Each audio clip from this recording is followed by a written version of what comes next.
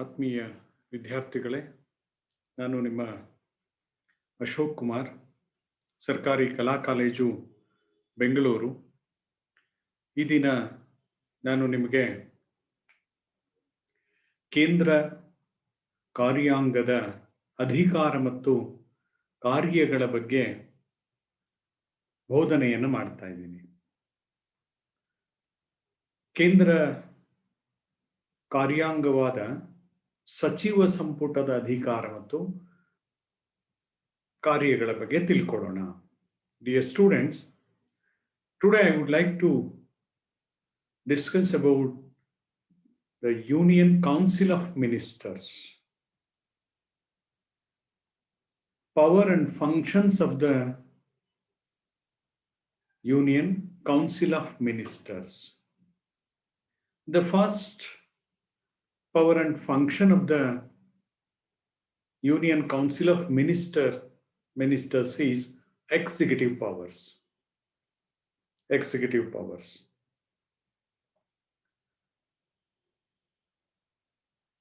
As we know that the Council of Ministers is a real executive.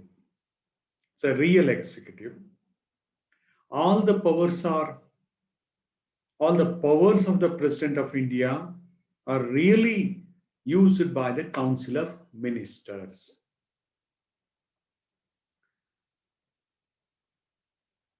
ಕೇಂದ್ರ ಕಾರ್ಯಾಂಗವಾಗಿರುವಂತಹ ನೈಜ ಕಾರ್ಯಾಂಗವಾಗಿರುವಂತಹ ಸಚಿವ ಸಂಪುಟದ ಮೊದಲನೆಯ ಅಧಿಕಾರ ಅಥವಾ ಕಾರ್ಯ ಎಂದರೆ ಶಾಸನೀಯ ಕಾರ್ಯಗಳು. ಕ್ಷಮಿಸಿ, ಕಾರ್ಯಾಂಗೀಯ ಕಾರ್ಯಗಳು. ಮೊದಲನೇ ಕಾರ್ಯ ಯಾವುದು? ಕಾರ್ಯಾಂಗೀಯ ಕಾರ್ಯ. ಕಾರ್ಯಾಂಗೀಯ ಕಾರ್ಯದಲ್ಲಿ ಕೇಂದ್ರ ಸಚಿವ ಸಂಪುಟವು ನೈಜ ಕಾರ್ಯಾಂಗ ಅಂದ್ರೆ ನೈಜ ಕಾರ್ಯಾಂಗವಾಗಿ ಕಾರ್ಯವನ್ನ ನಿರ್ವಹಿಸುತ್ತದೆ. ರಾಷ್ಟ್ರಪತಿಯ ಎಲ್ಲ ಅಧಿಕಾರಗಳನ್ನು ರಾಷ್ಟ್ರಪತಿಯ ಹೆಸರಿನಲ್ಲಿ ಚಲಾಯಿಸುವಂತಹ ಅಂಗ ಅಂದ್ರೆ ಸಚಿವ ಸಂಪುಟ ಅಥವಾ ಮಂತ್ರಿಮಂಡಲ. ಹಾಗಾಗಿ ಮಂತ್ರಿಮಂಡಲವೇ ನೈಜವಾದಂತಹ ಕಾರ್ಯಾಂಗ. ನೈಜವಾದ ಕಾರ್ಯಾಂಗವಾಗಿ ರಾಷ್ಟ್ರಪತಿಯ ಎಲ್ಲ ಅಧಿಕಾರಗಳನ್ನು ನಿರ್ವಹಿಸುತ್ತದೆ. ಇದು ಮಂತ್ರಿಮಂಡಲ ಅಥವಾ ಸಚಿವ ಸಂಪುಟದ ಕಾರ್ಯಾಂಗೀಯ ಕಾರ್ಯದಲ್ಲಿ ಮೊದಲನೇ ಕಾರ್ಯ. ಮಂತ್ರಿಮಂಡಲದ ಎರಡನೇ ಕಾರ್ಯ ಯಾವುದು? What is the second function of the Council of Ministers? That is policy making. Policy making is the second function. Policy making ಅಂದ್ರೆ ನೀತಿ ನಿರೂಪಣೆ ಮಾಡುವುದು. ಪಾಲಿಸಿ ಮೇಕಿಂಗ್ ಅಂದ್ರೆ ನೀತಿ ನಿರೂಪಣೆಯನ್ನ ಮಾಡುವುದು. The cabinet formulates the policies. Such policies should be submitted to the parliament for its approval, and the cabinet gets the approval of the policies by the parliament, and then it implements. ಸಚಿವ ಸಂಪುಟವು ನೀತಿಯನ್ನ, ಸಚಿವ ಸಂಪುಟ ಅಂದ್ರೆ ಮಂತ್ರಿಮಂಡಲವು ನೀತಿಯನ್ನ ರೂಪಿಸುತ್ತದೆ. ನೀತಿಯನ್ನ ರೂಪಿಸಿ ಪಾರ್ಲಿಮೆಂಟ್ನ ಅನುಮೋದನೆಗೆ ಸಲ್ಲಿಸುತ್ತದೆ. ಪಾರ್ಲಿಮೆಂಟ್ನ ಅನುಮೋದನೆಗೆ ಸಲ್ಲಿಸುತ್ತದೆ. ಪಾರ್ಲಿಮೆಂಟ್ ಅನುಮೋದನೆಯನ್ನು ನೀಡಿದ ನಂತರ ಆ ನೀತಿಯನ್ನು ಅನುಷ್ಠಾನಕ್ಕೆ ತರುವುದು ಸಹ ಕ್ಯಾಬಿನೆಟ್ನ ಕಾರ್ಯಾಂಗೀಯ ಕಾರ್ಯವಾಗಿದೆ. ಈ ಕ್ಯಾಬಿನೆಟ್ ಸರ್ಕಾರದ ನೀತಿಯನ್ನ ನಿರೂಪಿಸುವಂತಹ ರೂಪಿಸುವಂತಹ ಹಾಗೂ ಅದನ್ನ ಜಾರಿಗೆ ತರುವಂತಹ ಕಾರ್ಯವನ್ನು ಸಹ ಮಾಡುತ್ತದೆ. ಈ ನೀತಿಯ ಅನುಷ್ಠಾನದ ಮೇಲ್ವಿಚಾರಣೆಯನ್ನು ಸಹ ಕ್ಯಾಬಿನೆಟ್ ನಿರ್ವಹಿಸುತ್ತದೆ. ಕ್ಯಾಬಿನೆಟ್ ಕೇವಲ ರಾಷ್ಟ್ರೀಯ ನೀತಿಯನ್ನಷ್ಟೇ ರೂಪಿಸುವುದಿಲ್ಲ. ಹಾಗೆಯೇ ಕ್ಯಾಬಿನೆಟ್ ಎನ್ನುವಂಥದ್ದು ಕೇವಲ ರಾಷ್ಟ್ರೀಯ ನೀತಿಯನ್ನಷ್ಟೇ ರೂಪಿಸದೆ ಇದು ಎಲ್ಲ ಬಗೆಯ ನೀತಿಯನ್ನು ಸಹ ರೂಪಿಸುತ್ತದೆ. ಅಂತಾರಾಷ್ಟ್ರೀಯ ನೀತಿಯನ್ನು ಸಹ ಕ್ಯಾಬಿನೆಟ್ ರೂಪಿಸುತ್ತದೆ. Look, the Council of Ministry runs the administration of the Union accordance with the approved policies. Cabinet and Prime Minister coordinates and control the working of the departments of the government. The cabinet formulates the foreign policies as well as all domestic policies. Domestic policies and foreign policies are necessary for the overall all-round development of the country. That's why the policy making process will be prepared by the cabinet, and also policies will get approval of the parliament, and after getting the approval of the parliament, cabinet will implement these policies. Then ಮೂರನೆಯ ಕಾರ್ಯ, third function of executive powers. ಮೂರನೆಯ ಕಾರ್ಯಾಂಗೀಯ ಕಾರ್ಯ, ಮಂತ್ರಿಮಂಡಲದ ಮೂರನೆಯ ಕಾರ್ಯಾಂಗೀಯ ಕಾರ್ಯ ಯಾವುದು ಅಂದ್ರೆ ಆಡಳಿತವನ್ನು ನಡೆಸುವುದು, ರನ್ನಿಂಗ್ ಆಫ್ ಅಡ್ಮಿನಿಸ್ಟ್ರೇಷನ್, ಆಡಳಿತವನ್ನು ನಡೆಸುವಂತಹ ಕಾರ್ಯ. Cabinet runs the administration in accordance with the laws and policies. And also cabinet has the responsibility to maintain law and order in the country. As we know, every minister heads one or more departments. Under the minister, there is an administration, there is a department. Departments must act according to the policies framed by the cabinet. For all policies and programs of the government, Council of Ministers is responsible. Council of Ministers is collectively responsible to the Lok Sabha. For any failure of any policy, for failure of any policy and programs, concerned minister is individually responsible, and the Council of Ministries is collectively responsible to the Lok Sabha. ಕಾರ್ಯಾಂಗೀಯ ಕಾರ್ಯದ ಮೂರನೆಯ ಕಾರ್ಯ ಯಾವುದು ಅಂದ್ರೆ ಆಡಳಿತವನ್ನು ನಡೆಸುವುದು. ಆಡಳಿತವನ್ನು ನಡೆಸುವುದು. Cabinet ಹೇಗೆ ಆಡಳಿತವನ್ನು ನಡೆಸ್ತದೆ? ಕ್ಯಾಬಿನೆಟ್ ಅಂದ್ರೆ ಸಚಿವ ಸಂಪುಟ, ಮಂತ್ರಿಮಂಡಲ ಕಾನೂನು ಮತ್ತು ನೀತಿಗಳಿಗೆ ಅನುಗುಣವಾಗಿ ಆಡಳಿತವನ್ನು ನಡೆಸುತ್ತದೆ. ಕಾನೂನು ಮತ್ತು ನೀತಿಗಳಿಗೆ ಅನುಗುಣವಾಗಿ ಆಡಳಿತವನ್ನು ನಡೆಸುತ್ತದೆ. ದೇಶದ ಶಾಂತಿ ಮತ್ತು ಸುವ್ಯವಸ್ಥೆಯ ನಿರ್ವಹಣೆಯ ಜವಾಬ್ದಾರಿ ಪಾರ್ಲಿಮೆಂಟ್ದಾಗಿದೆ, ಕ್ಷಮಿಸಿ, ಸಚಿವ ಸಂಪುಟದ್ದಾಗಿದೆ.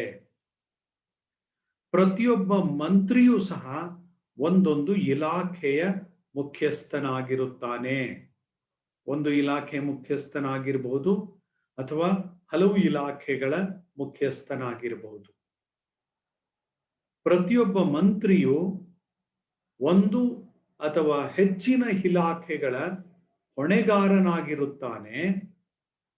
ಆತನು ಇಲಾಖೆಯ ಮುಖ್ಯಸ್ಥನಾಗಿ ಇಲಾಖೆಯ ಆಡಳಿತದ ಹೊಣೆಗಾರನಾಗಿರುತ್ತಾನೆ.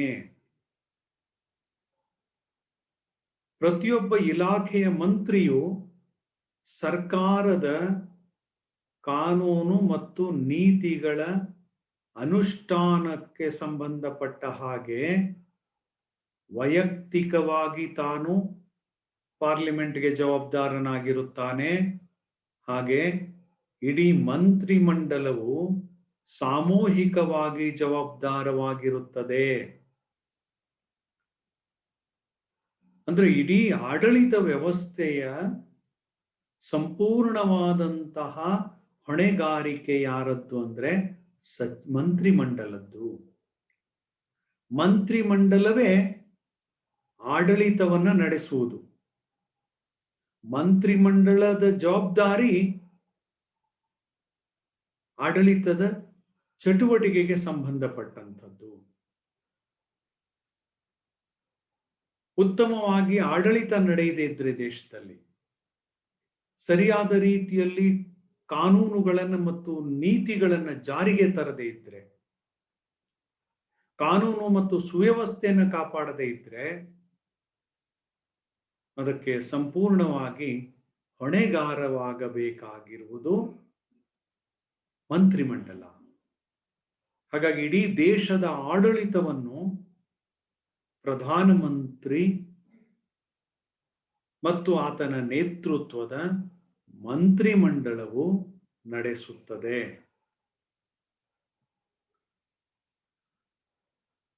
The fourth executive function of the Council of Ministry, that is functions during emergency.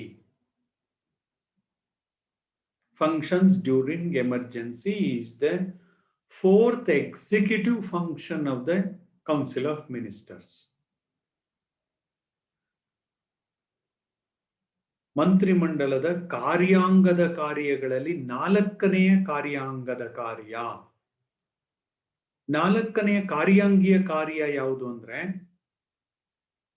ತುರ್ತು ಪರಿಸ್ಥಿತಿಯ ಸಂದರ್ಭದಲ್ಲಿ ಕಾರ್ಯನಿರ್ವಹಿಸುವುದು. ತುರ್ತು ಪರಿಸ್ಥಿತಿಯ ಅವಧಿಯ ಕಾರ್ಯಗಳು,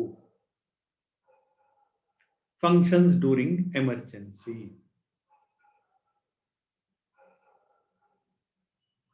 As we know, according to Article 352, 356 and 360, President can impose the emergency on the advice of the Prime Minister and the Council of Ministers. On the advice of the Council of Ministers, President will declare emergency. Under the advice of the Prime Minister and the Cabinet and the Council of Ministers. During the emergency, the real responsibility to meet an emergency is of the Cabinet. ನೋಡಿ, ತುರ್ತು ಪರಿಸ್ಥಿತಿಯನ್ನ ಘೋಷಣೆ ಮಾಡುವಂತಹ ಕಾರ್ಯ ರಾಷ್ಟ್ರಪತಿಯವರದು. ಆದರೆ ತುರ್ತು ಪರಿಸ್ಥಿತಿಯ ಘೋಷಣೆಗೆ ಸಂಬಂಧಪಟ್ಟ ಹಾಗೆ ಸಲಹೆಯನ್ನು ನೀಡುವಂಥದ್ದು ಪ್ರಧಾನಮಂತ್ರಿಯ ನೇತೃತ್ವದ ಮಂತ್ರಿಮಂಡಲ. ಪ್ರಧಾನಮಂತ್ರಿಯ ನೇತೃತ್ವದ ಮಂತ್ರಿಮಂಡಲದ ಸಲಹೆಯ ಮೇರೆಗೆ ರಾಷ್ಟ್ರಪತಿಯವರು ತುರ್ತು ಪರಿಸ್ಥಿತಿಯನ್ನ ಹೇರುತ್ತಾರೆ. ಭಾರತ ಸಂವಿಧಾನದ 352ನೇ ವಿಧಿ, ವಿಶೇಷವಾಗಿ 360ನೇ ವಿಧಿ. ಹಾಗೇನೆ ರಾಜ್ಯ ತುರ್ತು ಪರಿಸ್ಥಿತಿ 356ನೇ ವಿಧಿ. ಹೀಗೆ ರಾಷ್ಟ್ರದಲ್ಲಿ ತುರ್ತು ಪರಿಸ್ಥಿತಿಯನ್ನ ಹೇರಿದಾಗ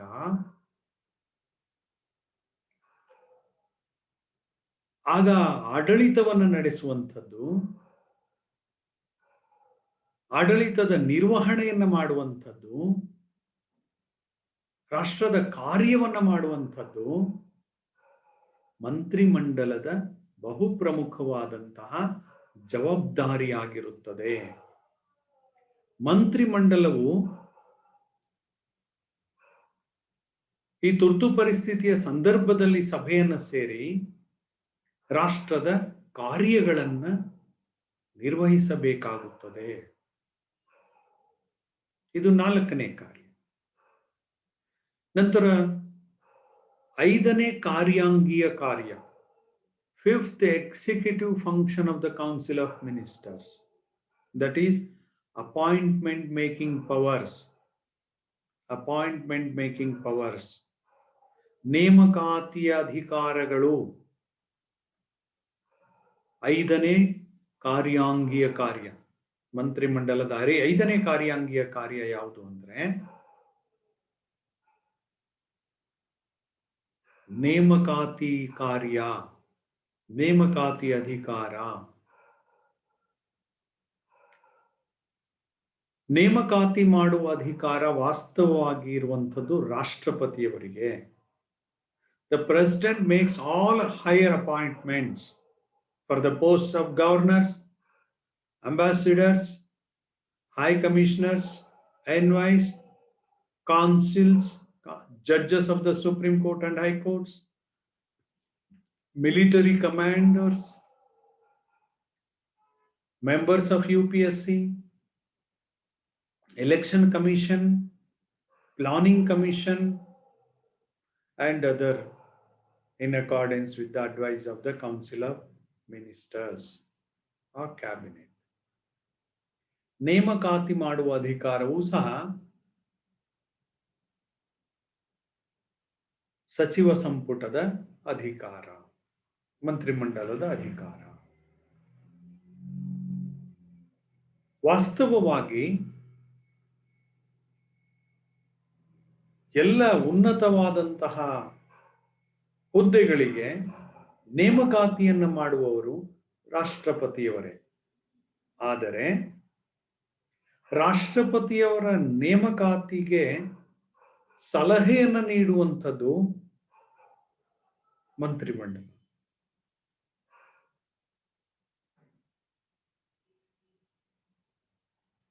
ರಾಜ್ಯಪಾಲರು, ರಾಯಭಾರಿಗಳು, ಹೈಕಮಿಷನರ್ಗಳು, ನಂತರ ಮುಖ್ಯ ನ್ಯಾಯಾಧೀಶರು, ಸುಪ್ರೀಂ ಕೋರ್ಟ್ ಮತ್ತು ಹೈಕೋರ್ಟ್ನ ಮುಖ್ಯ ನ್ಯಾಯಾಧೀಶರು ಮತ್ತು ಇತರ ನ್ಯಾಯಾಧೀಶರು, ಸೇನಾ ದಂಡನಾಯಕರುಗಳು, ಚುನಾವಣಾ ಆಯೋಗದ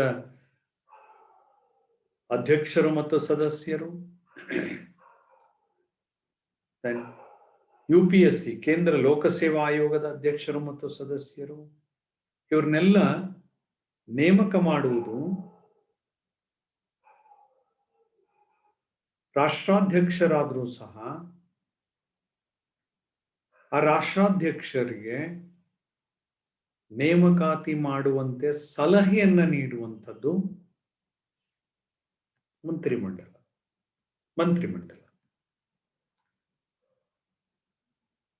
Then 5th executive function,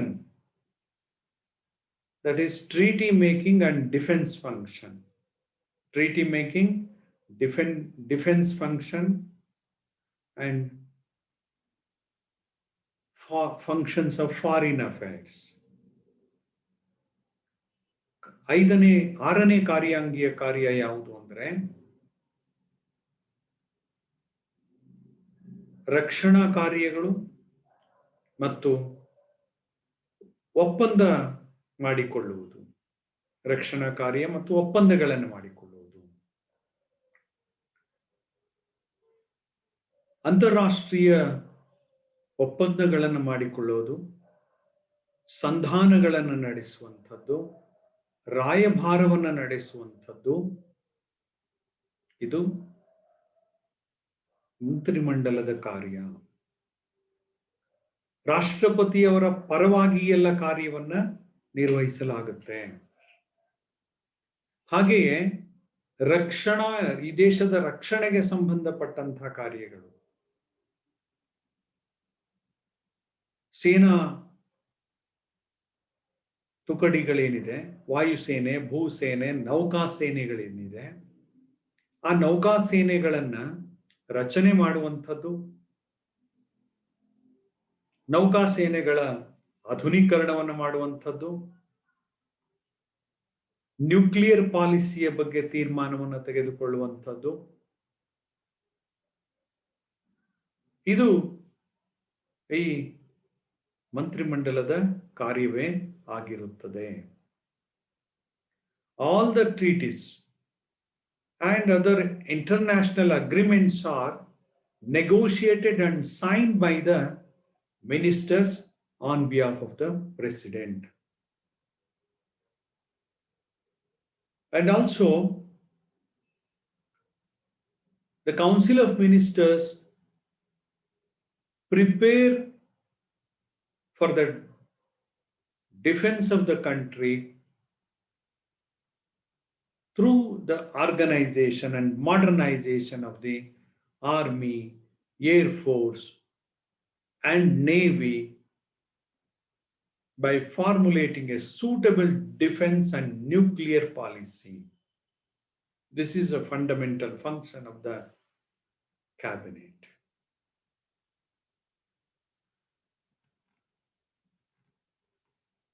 Next main function is legislative powers of the Council of Ministers.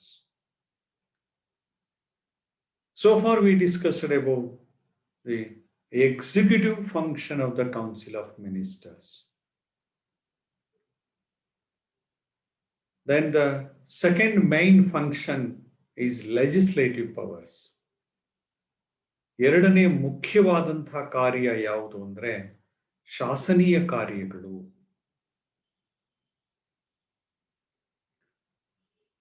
ನಮ್ಗೆಲ್ಲ ಗೊತ್ತಿದೆ, ಶಾಸನೀಯ ಕಾರ್ಯಗಳನ್ನು ಮಾಡುವಂತ ಅಧಿಕಾರ ಶಾಸಕಾಂಗದ್ದು. ಆದರೆ ಈ ಶಾಸನೀಯ ಕಾರ್ಯಗಳನ್ನ ನಿರ್ವಹಿಸುವಂತಹ ನಿಜವಾದಂತಹ ಶಕ್ತಿ ಅಂದ್ರೆ ಸಚಿವ ಸಂಪುಟವೇ, ಮಂತ್ರಿಮಂಡಲವೇ.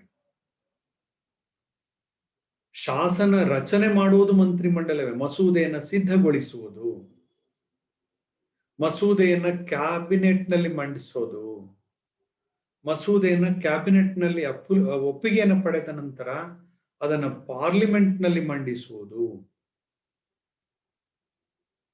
ಪಾರ್ಲಿಮೆಂಟ್ನಲ್ಲಿ ಮಂಡಿಸಿ ಪಾರ್ಲಿಮೆಂಟ್ನ ಅನುಮೋದನೆಯನ್ನು ತೆಗೆದುಕೊಳ್ಳುವುದು,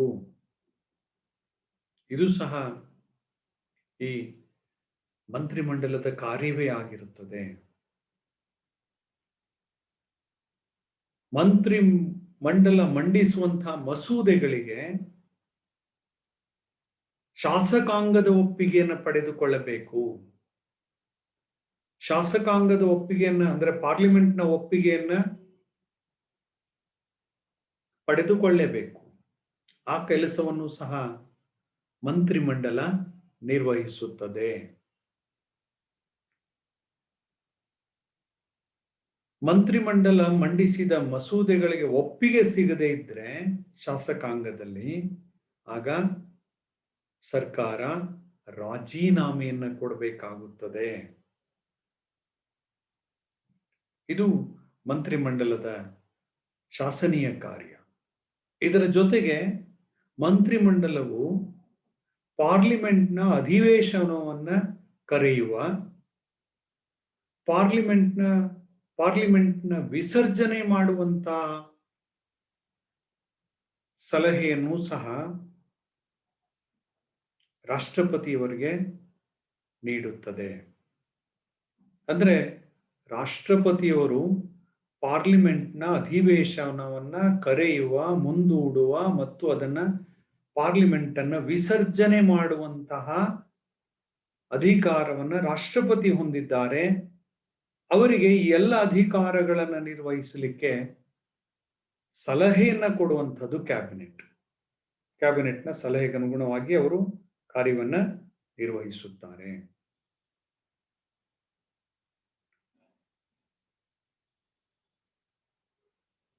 ನಂತರ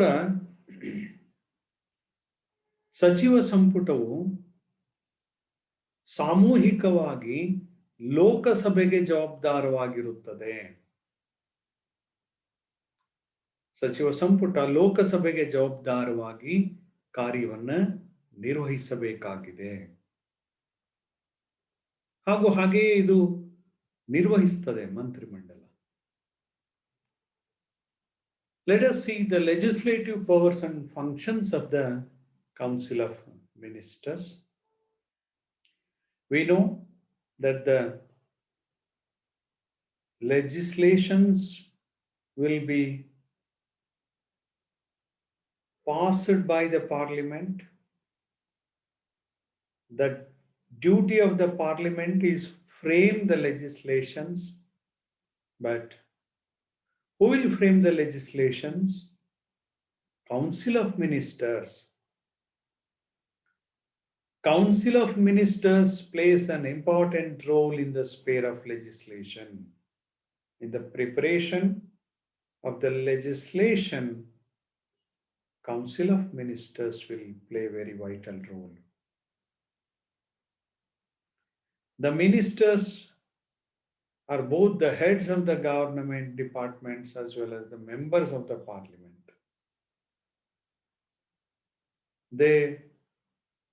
They involve actively in the parliament.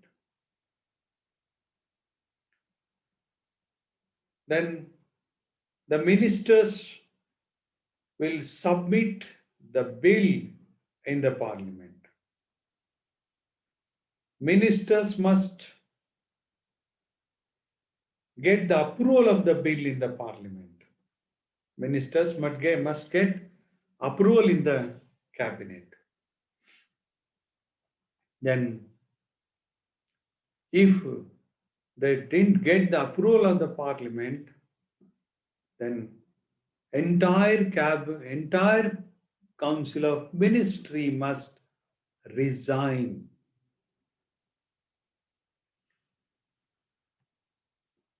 Then another legislative functions of the cabinet is, or council of ministers. Council of ministers will advise the president to summon, prorogue, and dissolve the parliament. Council of Ministers will advise the President of India to summon, prorogue, and dissolve the parliament. Even Prime Minister can recommend to the President a dissolution of the Lok Sabha and for the holding of fresh elections. Then Council of Ministers always functions on collective responsibility before the Lok Sabha. Then financial powers. ಸಚಿವ ಸಂಪುಟದ ಮೂರನೇ ಮುಖ್ಯ ಕಾರ್ಯ ಯಾವುದು ಅಂದ್ರೆ financial powers, ಅಂದ್ರೆ ಹಣಕಾಸಿನ ಕಾರ್ಯಗಳು. ಹಣಕಾಸಿನ ಕಾರ್ಯಗಳಿಗೆ ಸಂಬಂಧಪಟ್ಟ ಹಾಗೆ ಕ್ಯಾಬಿನೆಟ್ ಅತ್ಯಂತ ಪ್ರಮುಖವಾದಂತಹ ಪಾತ್ರವನ್ನ ನಿರ್ವಹಿಸುತ್ತದೆ. ಹೇಗೆ ಅಂದ್ರೆ, ಈ ಆಯವ್ಯಯವನ್ನು ಸಿದ್ಧಗೊಳಿಸುವುದು ಕ್ಯಾಬಿನೆಟ್. ನಂತರ ಆಯವ್ಯಯವನ್ನು ಕ್ಯಾಬಿನೆಟ್ ನಲ್ಲಿ ಮಂಡಿಸಲಾಗುತ್ತೆ. ಆ ಆಯವ್ಯಯಕ್ಕೆ ಅನುಮೋದನೆಯನ್ನು ತೆಗೆದುಕೊಳ್ಳಲಾಗುತ್ತೆ, ಪಾರ್ಲಿಮೆಂಟ್ನ ಅನುಮೋದನೆಯನ್ನ. ಅದಾದ ನಂತರ ಆಯವ್ಯಯವನ್ನ ಅನುಷ್ಠಾನಕ್ಕೆ ತರಲಾಗುತ್ತೆ. ತೆರಿಗೆಯನ್ನು ವಿಧಿಸಲಾಗುತ್ತೆ.